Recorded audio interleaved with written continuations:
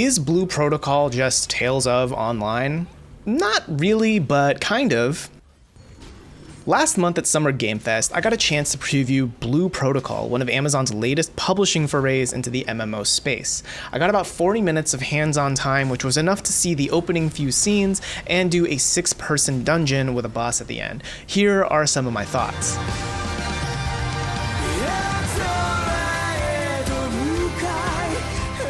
I remember the first time I saw Blue Protocol's trailer, I thought it was a Tales of spin-off project. After seeing the anime opening, I can't say I was fully wrong. The intro cutscene feels pretty reminiscent of the franchise, and it features this heroic party of 6 people fighting against some great evil. I mean, look at this guy. Doesn't he look like a final boss in a Tales of game? Right? It even has this great action-packed anime opening song by Liark NCL that is pretty great, so if you're a fan of anime openings, this is your vibe.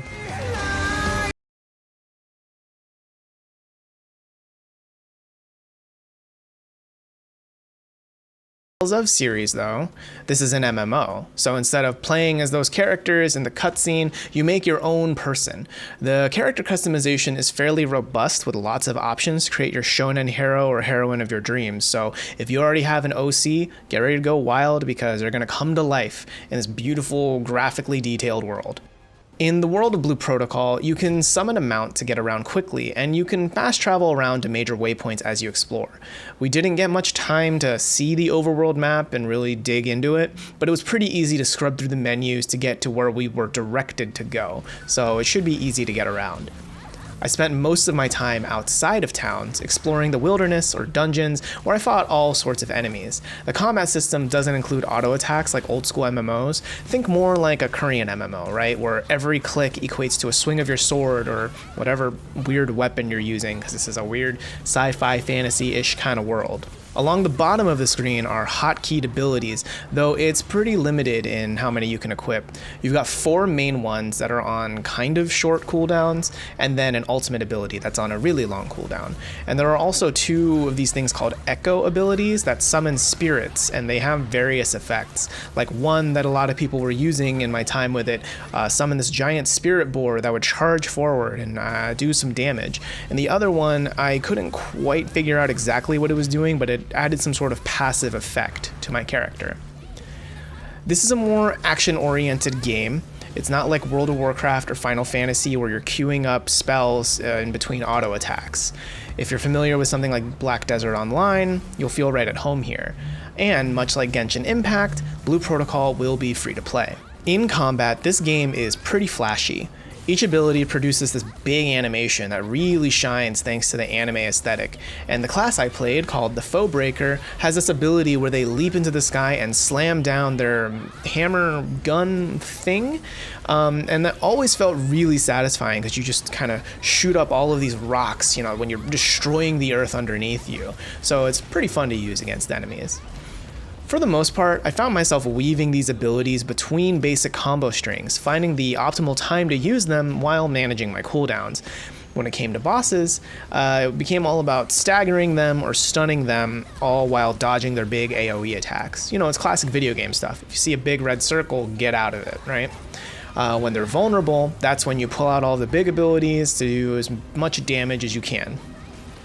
Additionally, there's this thing called a chain gauge in Blue Protocol, and it counts up your party's combo as long as some ones hitting something.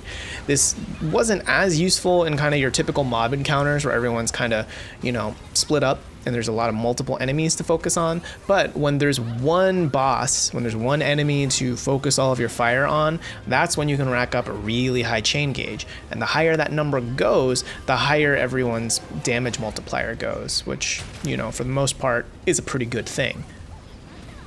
When you combine all the flashy attacks of all 6 party members, it feels pretty hectic, but in a sort of exciting way.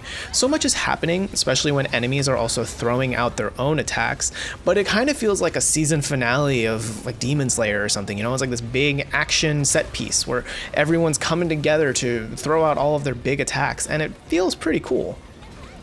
In the same vein though, it's easy to feel a little bit lost in all the chaos. There's a lot of effects going on and they're all cool, but when there's a lot of them, it's easy to get lost in all of that. And of course, it's an MMO, so you've got a lot of UI elements to worry about too. Granted, this is just my initial impression from jumping straight into a level 20 dungeon encounter after having about maybe 5 to 10 minutes to get acquainted with the basics of the system. So I imagine once you work your way up to that point naturally in the full game, you'll probably digest all the information a lot more easily. Blue Protocol is currently out in Japan, and we won't see it here in the West until 2024. But if you're itching to play it this year, there will be a closed beta that you can sign up for if you want to try it yourself. Blue Protocol will launch on PlayStation 5, Xbox Series X and S, and PC next year.